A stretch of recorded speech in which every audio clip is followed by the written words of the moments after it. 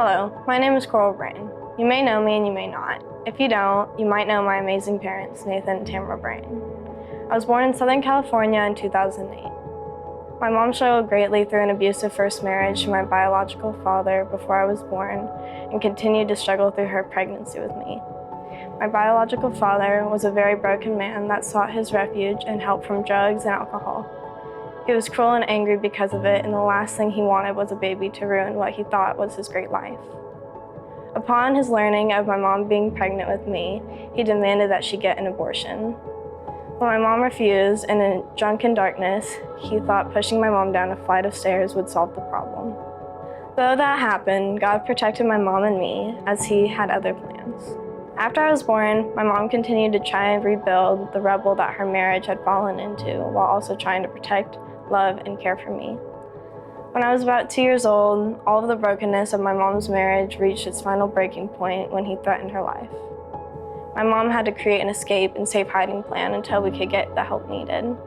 We moved to Washington State to be near some of my mom's family.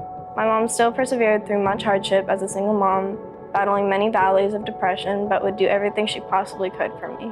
God was refining her through her mistakes and difficulties, but it was hard for me as a small child to understand any of it. My mom always took me to church since I was a baby, but as a young child I didn't really understand what much of it meant. Through my early years of not having a father figure, I started to become resentful because I felt that just my mom and I weren't a family. I can remember one day very clearly. It was in my mom's tiny one-bedroom, one-bathroom apartment in the sketchiest building. I was sitting on the arm of our futon in the living room, and I was looking out the window. I closed my eyes and prayed for a dad and a good husband for my mom. My idea of family at the time was a big house, a mom and a dad, more than one child, and a big happy dog. That was far from what my life was, which started to create resentment in my heart. I started to become a very angry kid, and I would regularly lash out in fits of anger. As I grew, I began to battle with many suicidal thoughts and threatened to take action on a couple of occasions. I've always been more reserved, especially around people I don't know. This made it challenging to make friends, but I also hated that my family was different from most of the other kids. I thought that those kids would probably think that I was a weird, quiet girl that only had a mom for a family. A few years went by and I had made some sweet friends, which made the news from my mom that God was moving us to Georgia even harder. It was a very difficult adjustment for me moving to Georgia, having to start all over again and trying to make friends.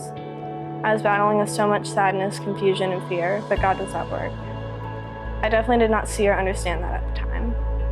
I began battling with so many more insecurities as I got older, which made things even more challenging for me. In August of 2019, while sitting with my mom, I told her I was ready to ask Jesus into my heart as my Savior. She then walked me through a prayer and talked with me about what it means to be a Christ follower. That was by far the greatest decision I've ever or will ever make, and I cannot wait to be in eternity with my Savior one day. I still have struggles and battles, but the difference is Jesus. Within the first year of my mom and I living in Georgia, God answered my prayers and brought a godly man into our lives who is the most amazing, loving father that I could ever hope for. He is such an incredible husband to my mom. He demonstrates his deep love for Jesus and how he loves and serves us every day. I'm overwhelmingly thankful to God for his answer to my mom's and my prayers. They got married in November of 2019 with me and my new brother Mason by their sides.